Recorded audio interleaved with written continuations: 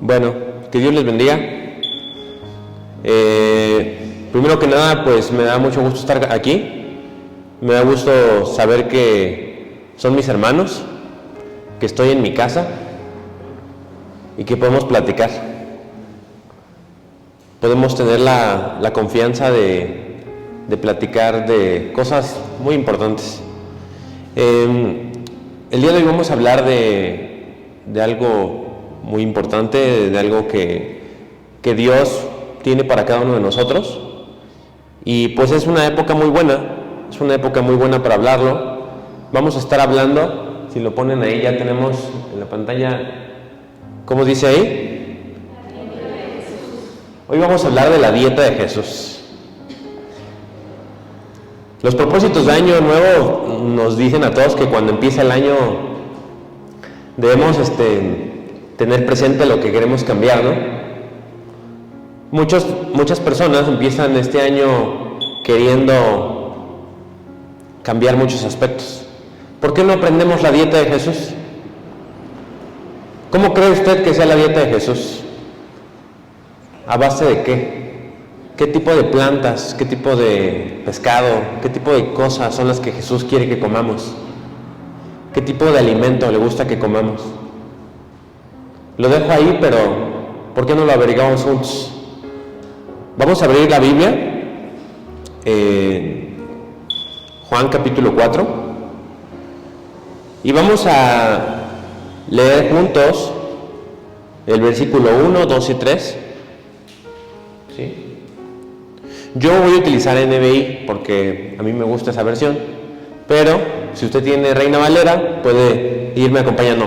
Me dejaría que se lo lea yo lo voy a leer y usted lo va a ir escuchando. Pero si quiere lo puede ir siguiendo, creo que ya lo tenemos por acá. Si lo quieren ver en la pantalla, por acá está.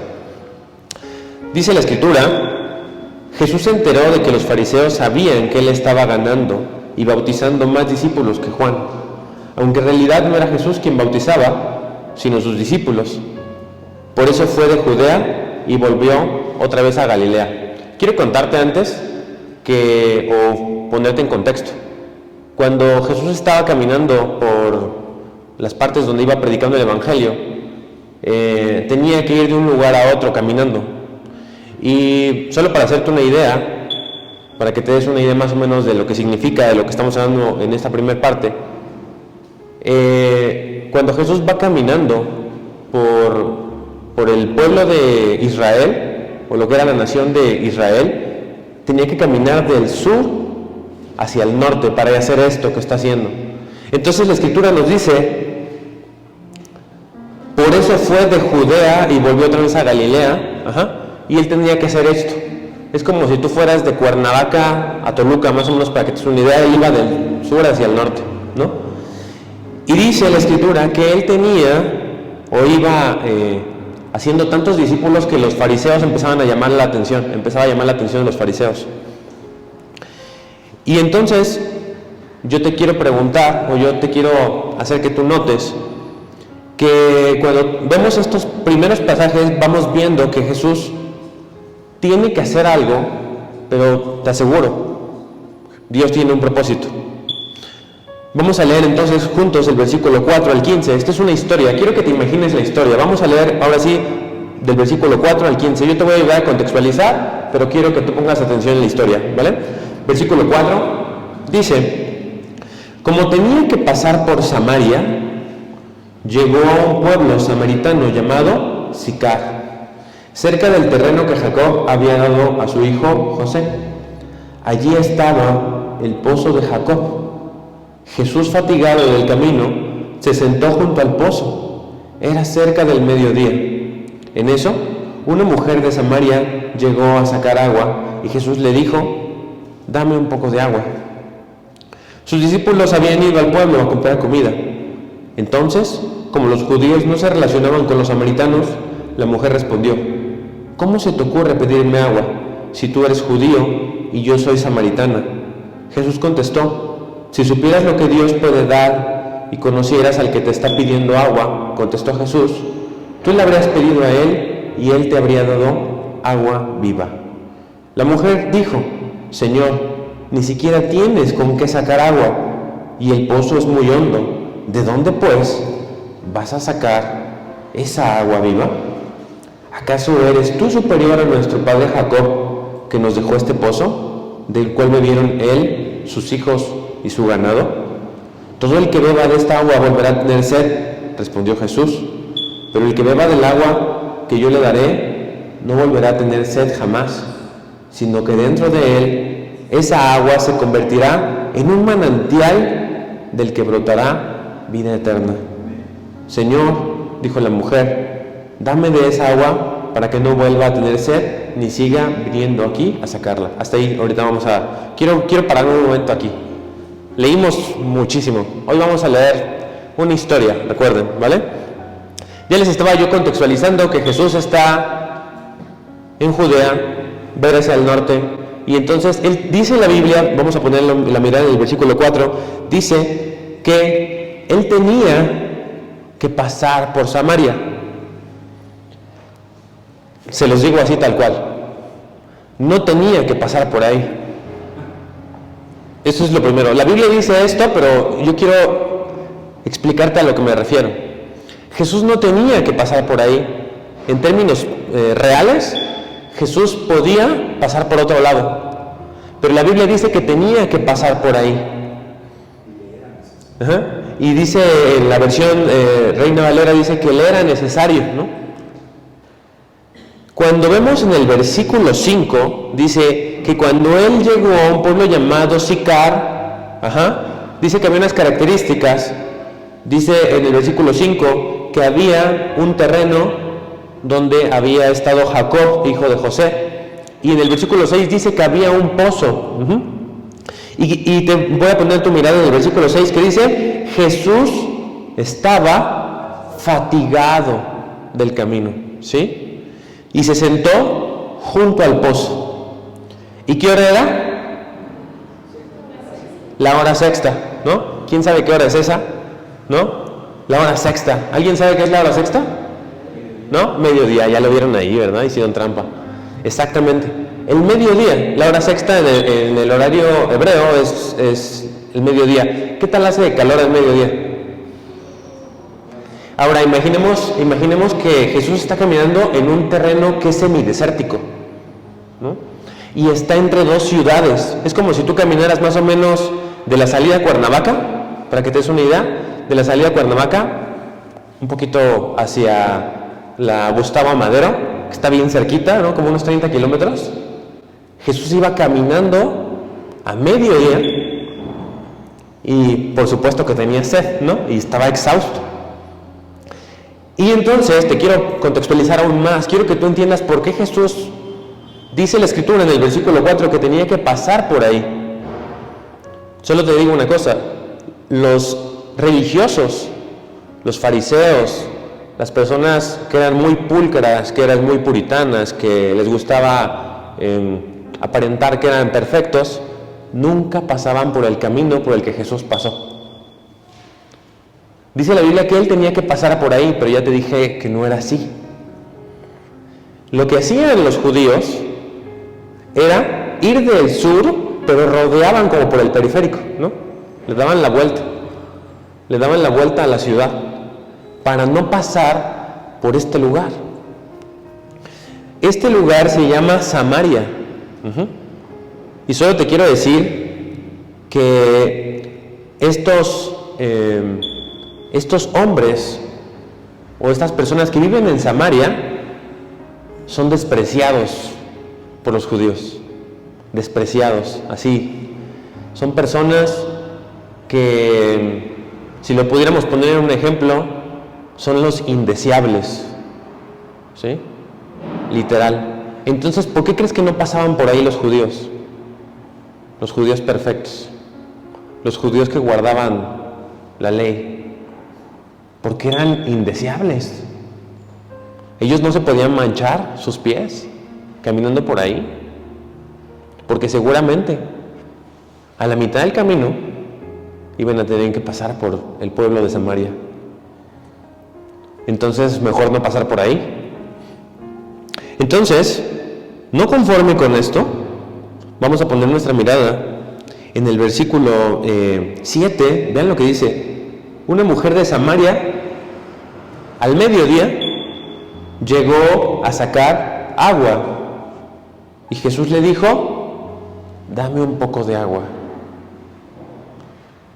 Jesús era verdadero Dios, pero también era verdadero hombre.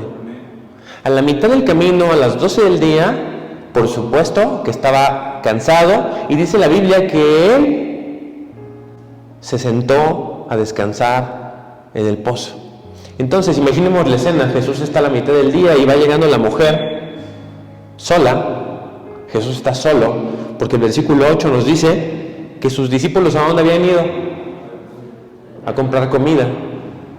Entonces, vamos a pensar cómo le dijo Jesús: váyanse ustedes, yo me quedo aquí, me quedo a descansar. Vayan, compren lo que necesiten. Seguramente también los discípulos ya tenían hambre y tenían sed, ¿no? Entonces fueron a buscar comida y agua. Y Jesús se queda sentado y ve a la mujer. Y le dice a la mujer que no era poca cosa, No era poca cosa. Era una mujer, ¿cómo te dije que eran los samaritanos? Indeseables. Ellos en aquella época les decían a los samaritanos, les decían que eran impuros. Hay un texto en la Biblia donde los fariseos le dicen a Jesús samaritano. Era una forma de ofenderlo. Es como si yo te dijera a ti que eres lo peor, ¿no? Y no conforme con eso, Jesús le pide en el versículo 7 que le dé agua. Mujer samaritana, solos, un rabino. Era algo bastante extraño. Era muy difícil que un hombre le hablara a una mujer, incluso en público. No se le podía hablar a tu esposa, tu propia esposa. O sea, vean qué extraña era la época. En aquella época era hasta extraño que tú le hablaras públicamente a tu esposa. Entonces, estamos viendo a Jesús hablándole a una mujer samaritana, a una mujer indeseable. Dice la Escritura, Juan nos contextualiza en el versículo 9, fíjense lo que hace Juan. Entonces, como los judíos no se llevaban bien o no se relacionaban con los samaritanos, la mujer le contestó. ¿Qué le dijo? ¿Cómo se te ocurre pedirme agua si tú eres judío y yo soy samaritana? O sea, hasta ella le sorprendió. Y dice en el versículo 10, y Jesús le contestó: si supieras lo que Dios puede dar y conocieras al que te está pidiendo agua, tú le habrías pedido a él y él te habría dado agua viva. Si supieras lo que Dios puede dar, la traducción Reina Valera dice: si supieras el don de Dios, si supieras el regalo que Dios tiene para ti, si supieras lo que estoy dispuesto a darte, tú me habrías pedido agua, pero no lo sabes. Dice aquí que es agua, ¿de qué características? Agua viva. El agua que Jesús le pide a ella es un agua necesaria para la vida de Jesús, porque él está cansado y era mediodía y había caminado mucho. Pero Jesús le dice a ella que él le podría dar agua viva. Literalmente, ¿sabes lo que significa agua viva? Agua viva quiere decir algo así como agua que corre. ¿Qué le pasa al agua que se estanca? Se pudre, huele mal, hace insectos, ¿no? Pero el agua que da Jesús es un agua viva, que corre, que fluye, que no se estanca, que siempre se está renovando. Jesús le está hablando en términos obviamente espirituales, porque Jesús está ahí sentado sin nada que tomar y él está ofreciendo algo que se queda en la mente solamente, ¿no?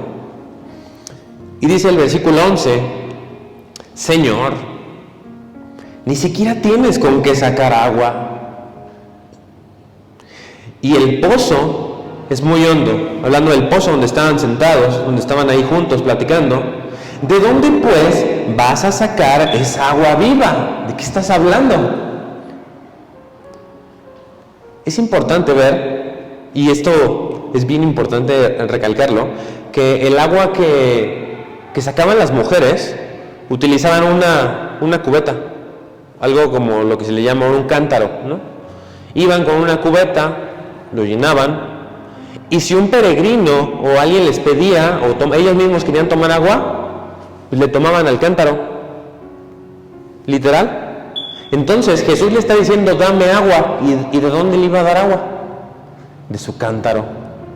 Eso quiere decir que muy probablemente tenían que tomar agua del mismo vaso. O sea, Jesús está rompiendo todos los esquemas. O sea, eso no se podía en la época. Es imposible lo que estamos viendo.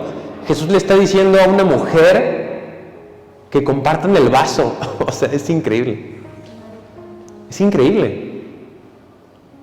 Y dice, ni siquiera traes con qué. Ahí se aclara, ¿no? No traes con qué sacar agua. ¿Cómo me vas a dar agua? Y entonces en el versículo 12, dice, ¿acaso eres tú superior a nuestro padre Jacob, que nos dejó este pozo del cual vivieron él, sus hijos y su ganado? Y la mujer samaritana no solamente está diciéndolo porque sí, o sea, está diciendo, tú eres judío, yo creo en Dios, los samaritanos creen en Dios, tienen la misma ley, pero la diferencia que ellos tienen, y para explicarte un poco, la diferencia que ellos tienen es que ellos se contaminaron. Cuando fue la invasión de Israel, ellos se quedaron ahí y se casaron con las personas que los invadieron. Entonces se les considera pues que ellos son impuros, que ellos no son verdaderos judíos. Entonces, pues literalmente cuando Jesús toma agua con ella, o si tomara agua con ella, es el equivalente, así te lo digo, para que te hagas una idea, a que si tú tienes un perrito, compartieras el agua con el perrito. Así de grave era tomar agua de un lugar donde ellos habían tomado agua, así de impuro era. ¿Te imaginas la idea que tenían los judíos acerca de ellos? Entonces la mujer le dice, no te olvides que yo también creo en Dios. Como que ella empieza a entender un poco de lo que Jesús está hablando, pero lo rechaza. Y le dice, no se te olvide que estás en mi tierra. No se te olvide que nosotros también somos israelitas. Y que tú no eres superior, no voy a recibir lo que tú me estás diciendo, no voy a recibir lo que tú me estás dando. Y Jesús entonces, voy a utilizar una palabra coloquial, Jesús no se enfoca, no se clava en el asunto. O sea, Jesús no se atora. Jesús no le pone demasiada atención a lo que le acaba de decir y dice, sí, no te preocupes. Versículo 13. Dice, mujer, todo el que beba de esta agua volverá a tener sed, respondió Jesús, pero el que beba del agua que yo le daré, no volverá a tener sed jamás. Y esto es algo increíble, pon mucha atención, dice, sino que dentro de él, de esa persona de la que yo le voy a dar agua, esa agua se convertirá en un manantial del que brotará vida eterna. Nos está hablando entonces Jesús de que del agua que Él está brindándole es un agua que no nada más quita la sed, pero no hablando de sed terrenal, ¿sí?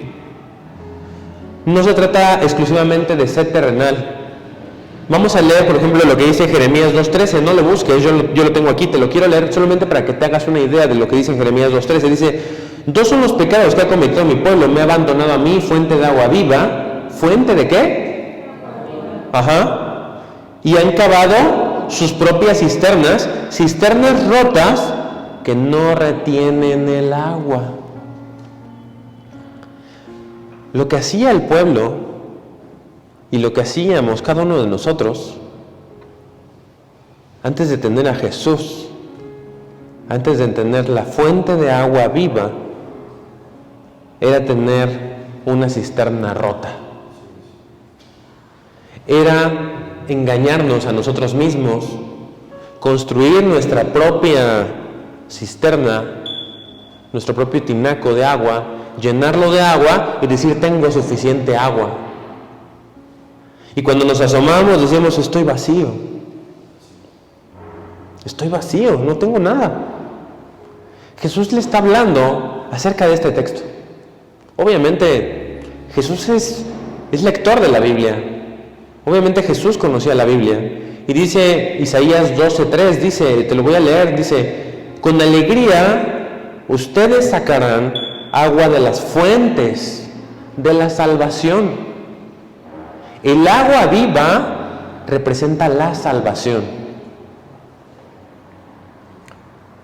Cuando una persona ha bebido el agua de Jesús, entonces tiene la salvación y como dice Jesús, brotarán aguas para vida eterna. Jesús te da la salvación para que no tengas sed hoy, pero no nada más hoy, toda la eternidad. Nunca volverás a tener sed de aquella que el mundo tiene. El agua que ofrece Jesús, también debo de aclararte una cosa.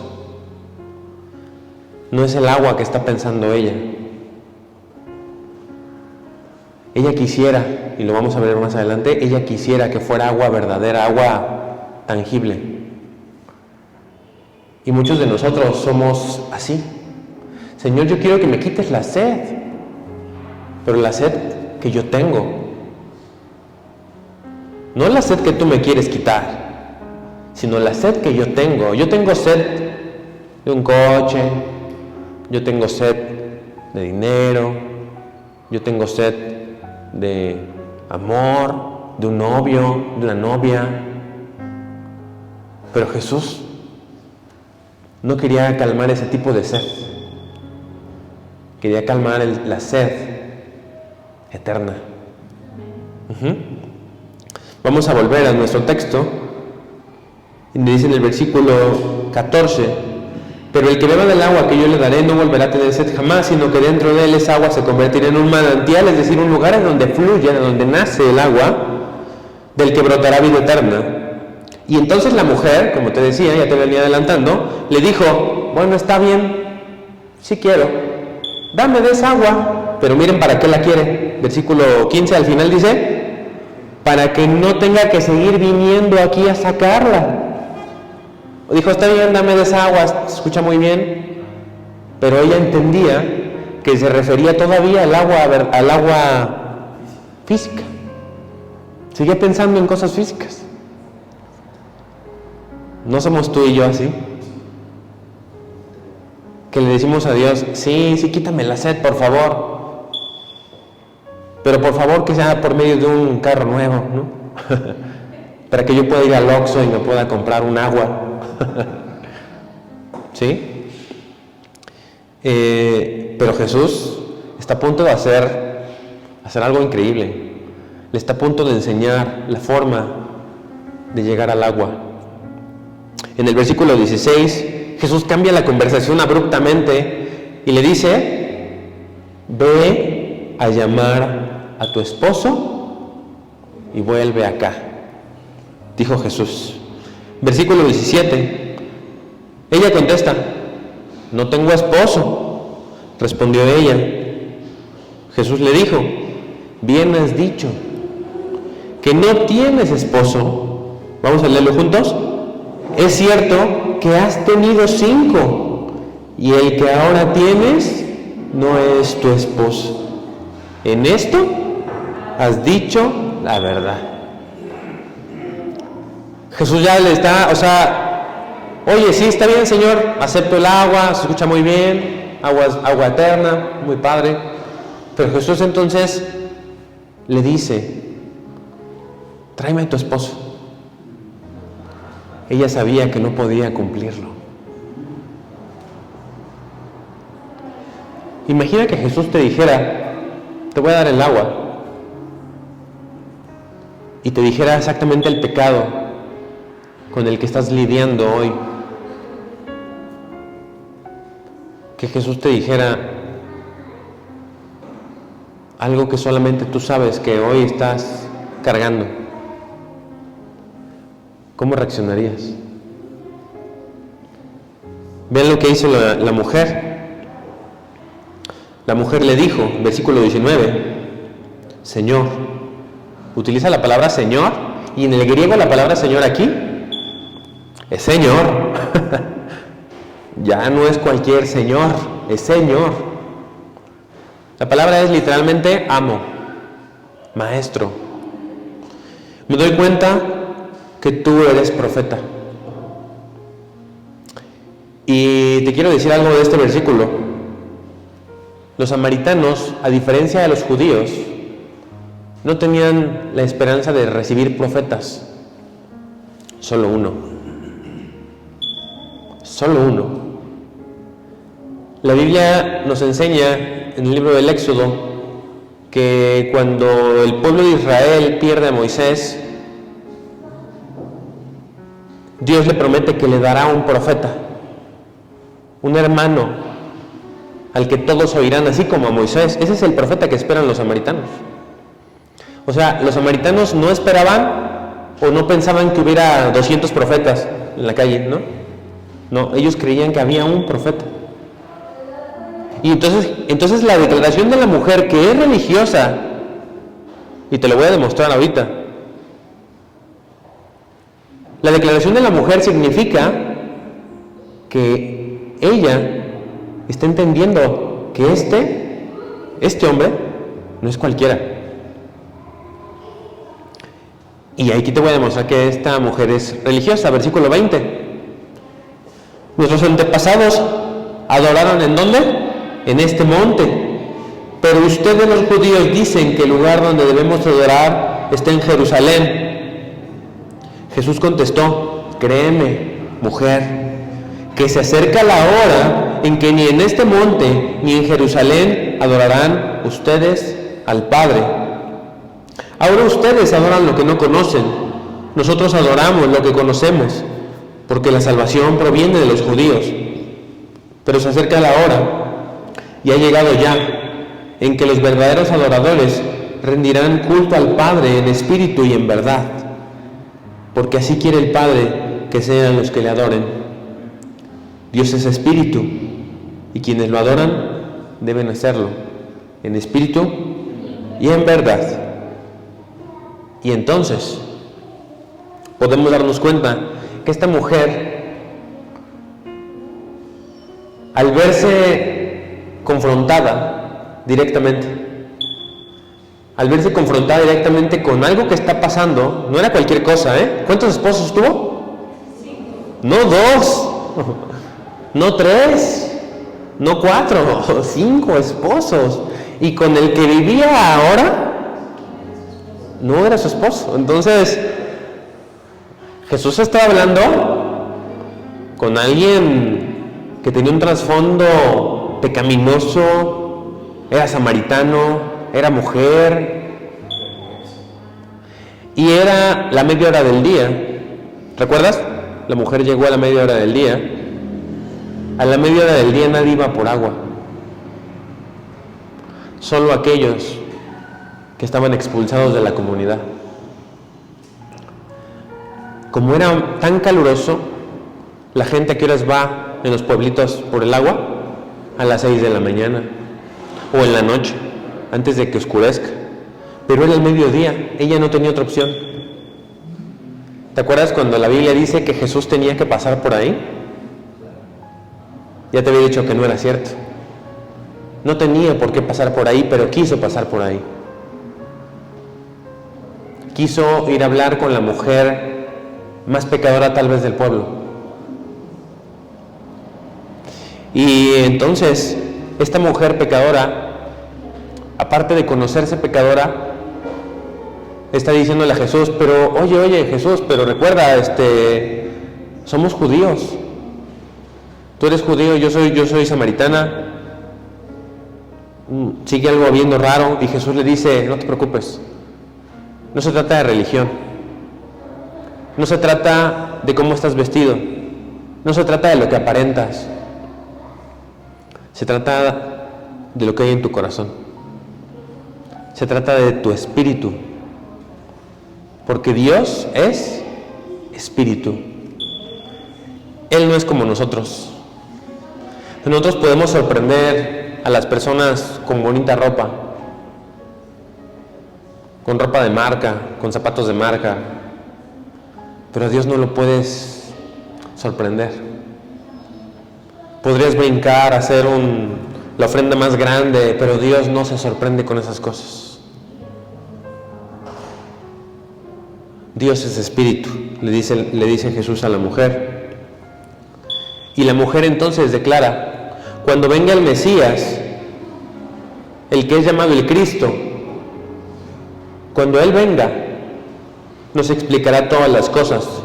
Y en el versículo 26 Jesús le dice, ese soy yo, el que habla contigo, le dijo Jesús.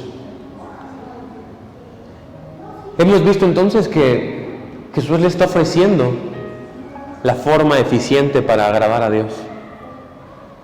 ¿Por medio de quién? De Él. Si tú tienes el Espíritu de Dios, tú agradas a Dios. Tú puedes adorar a Dios. Si tú tienes un Salvador hoy, y es Jesús, le puedes adorar en espíritu y en verdad. Pero no caigas o no caigamos en el error que esta mujer estaba cometiendo. Oye, ¿y si te adoro así? ¿Y si te canto así? ¿Y si digo mejor esto? ¿Y si digo mejor lo otro? Jesús le dijo, Dios es espíritu. Si lo quieres adorar en verdad, adóralo en espíritu y en verdad, de todo tu corazón. Vamos al versículo 27. En esto llegaron sus discípulos y se sorprendieron de verlo hablando con una mujer. Ya te expliqué por qué. Aunque ninguno le preguntó, ¿qué pretendes? ¿O de qué hablas con ella? Y la mujer hace algo increíble en este punto. La mujer, en versículo 28, dice, la mujer dejó su cántaro, volvió al pueblo y decía a la gente, vengan a ver un hombre que me ha dicho todo lo que he hecho, ¿no será este el Cristo? ¿Qué hizo la mujer? Se le olvidó el cántaro. Se le olvidó a qué iba, al pozo. Cuando alguien encuentra a Jesús, encuentra algo más de lo que estaba buscando. Juan hace este tipo de cosas. El apóstol Juan le gusta meter estos detalles en los textos. Le gusta ser un poco, por así decirlo, le gusta ser jocoso, divertido. Son detalles muy importantes, ahorita lo vas a ver. ¿Por qué? Porque la mujer había recibido ya agua, pero ya no necesitaba un cántaro. Ya lo había entendido. Cuando tú entiendes, y yo entiendo, ¿quién es Jesús? Te olvidas de pedir las cosas accesorias, las cosas terrenales. Y esta mujer acaba de descubrir que hay alguien que de verdad le quitó la sed. Y dice que inmediatamente fue al pueblo a contarles a los demás lo que había pasado con Jesús. Y entonces en el versículo 30 vemos que dice, salieron del pueblo y fueron a ver a Jesús. Mientras tanto, sus discípulos le insistían, Rabí, come algo. ¿Se acuerdan dónde habían ido los discípulos? A buscar comida. Pues sí, tenían hambre. ¿Te acuerdas de cómo se llama el sermón? La dieta de Jesús. Vamos a conocerla. Versículo 32. Yo tengo un alimento que ustedes no conocen, respondió él. Y ellos preguntaron, ¿a poco ya le trajeron algo de comer? Y dijo el versículo 34, esta es la dieta de Jesús. Mi alimento es hacer la voluntad del que me envió y terminar su obra, dijo Jesús. ¿No dicen ustedes? Todavía falta 4 meses para la cosecha, mas yo les digo, abran los ojos y miren los campos sembrados, que la cosecha ya está madura. Ya mismo el segador recibe su salario y recoge el fruto para vida eterna. Ahora, tanto el sembrador como el segador se alegran juntos, porque como ciertamente dice el refrán, uno es el que siembra y otro el que cosecha. Yo los he enviado a ustedes a cosechar lo que no les costó ningún trabajo. Otros se han fatigado trabajando y ustedes han cosechado el fruto de este trabajo. Jesús les está dando una lección. Ellos van llegando muy felices con la bolsa del mandado del Soriana. Ahí está, Señor, para que comas un pescado. Te trajimos un poco de queso. Y Jesús les dice, shh, shh, shh, shh. Yo ya comí. Wow. Jesús le está diciendo lo mismo que a la samaritana. Olvídate de lo terrenal. Come de la misma comida que yo. ¿Y cuál es la comida de Jesús entonces? ¿Esta dieta para nosotros? Hacer la voluntad de mi Padre. Pero te voy a decir algo. Jesús tenía hambre. Jesús tenía sed. A ti te duele tantito la panza. Y ya no quiero ir al templo, ya no quiero ir a la iglesia. Jesús les está enseñando a los discípulos, los cuales somos tú y yo, que no porque tengas sed, que no porque tengas hambre, que no porque te sientas mal, deberías dejar de hacer el trabajo que Dios te mandó. Porque este es el alimento que Dios quiere para ti. Y si esto fuera un comercial, diría, esta es la comida más sana de todas. 100% comprobado por Jesús. Jesús nos está enseñando cuál es la mejor dieta, cuál es el mejor alimento para nuestros cuerpos. Y nosotros vemos también que Jesús le está diciendo a los discípulos, les está diciendo que fíjense, dice en el versículo 35, dice, habla Jesús de una cosecha, dice, todavía faltan 4 meses para la cosecha. Jesús está utilizando un refrán que comúnmente se hablaba en esa época, y les está diciendo que las personas tardaban 4 meses en nacer o en dejar sembrar algo y que creciera, y entonces mientras tanto pues no le hacían caso. Pero Jesús les está diciendo, no esperes 4 meses, ya está lista. Yo la sembré. Yo soy el sembrador. Y entonces les está diciendo a ellos, les digo que Juan hace cosas muy divertidas. Jesús le está diciendo, ahora tú vas a levantar el fruto de lo que yo trabajé. Y esto mismo les dice a los discípulos que hagan. Versículo 36, este es hermoso, es un texto precioso, dice, ya mismo el segador recibe su salario y recoge el fruto para vida eterna. Ahora, tanto el sembrador como el segador se alegran juntos. Esto es una imagen muy bonita, porque Jesús acaba de sembrar la semilla, pero dice, no te preocupes, yo voy a hacerlo contigo, vamos a alegrarnos juntos. Vamos a levantar juntos la cosecha que yo mismo sembré. Porque ciertamente dice el refrán, versículo 37, uno es el que siembra y otro es el que cosecha, pero yo los he enviado a ustedes a cosechar lo que no les costó ningún trabajo. Otros se han fatigado trabajando y ustedes han cosechado el fruto de ese trabajo.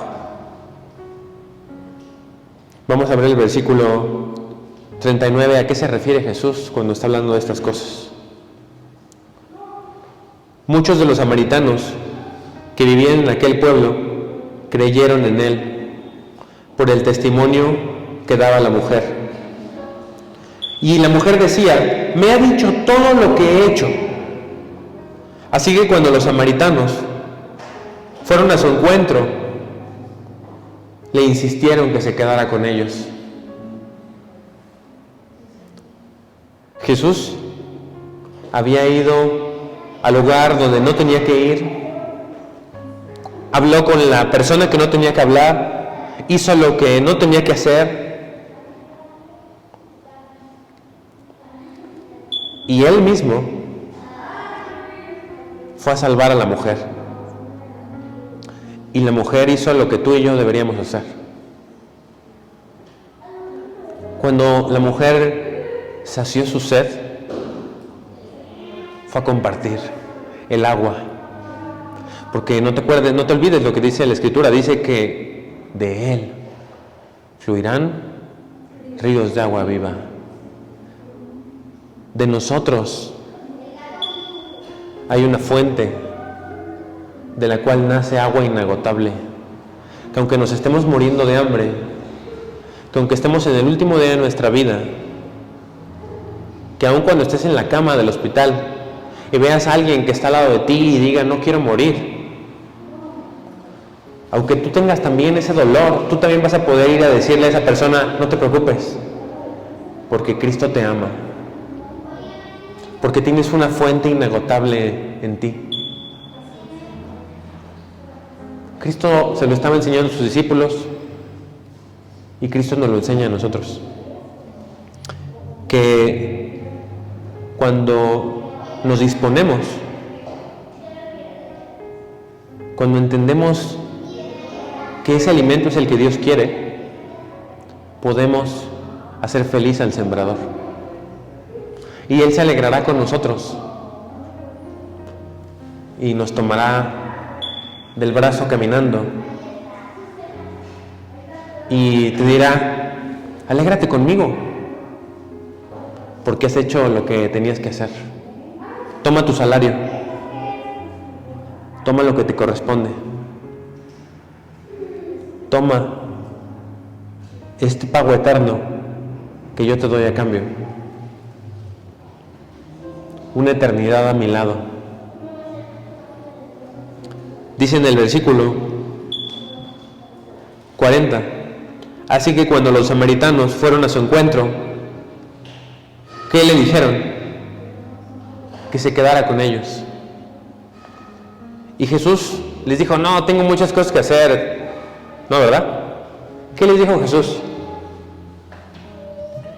Que sí, que se iba a quedar en ese pueblo indeseable, con esas personas indeseables, por 2 días. Eso somos nosotros. Jesús se dio el tiempo de pasar por donde nosotros lo necesitábamos,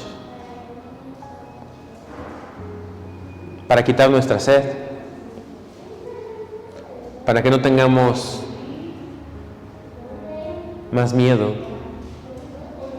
para que podamos darnos cuenta por qué razón estamos vivos.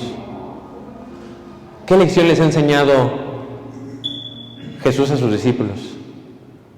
Que ellos venían con su comida felices y vieron a su maestro trabajando, aun cuando tenía hambre y sed.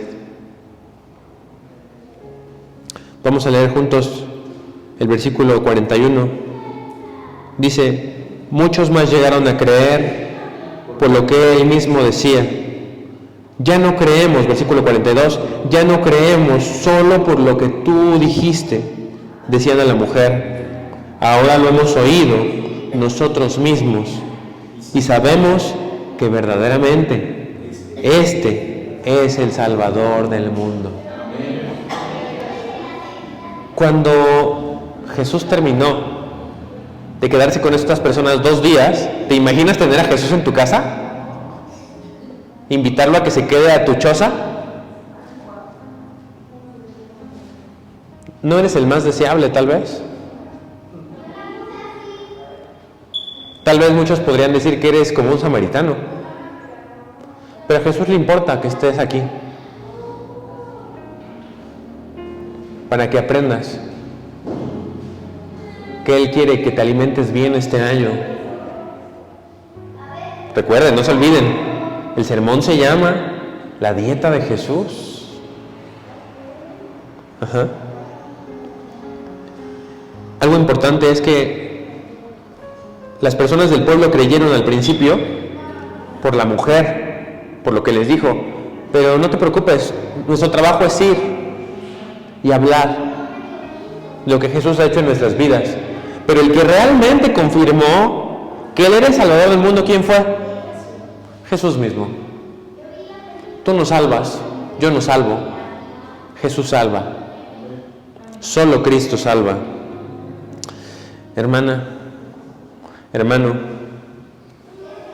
¿te gustaría conocer qué se siente vivir bajo la dieta de Jesús?